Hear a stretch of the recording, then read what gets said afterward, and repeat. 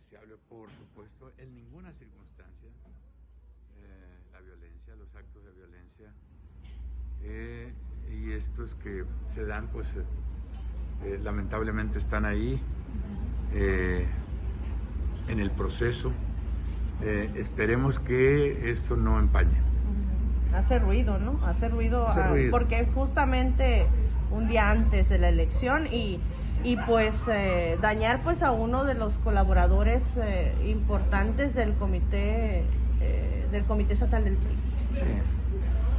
Nadie que participe del partido que sea, que participe en los trabajos del proceso democrático, nadie debe ser molestado, atacado. Es contra la democracia.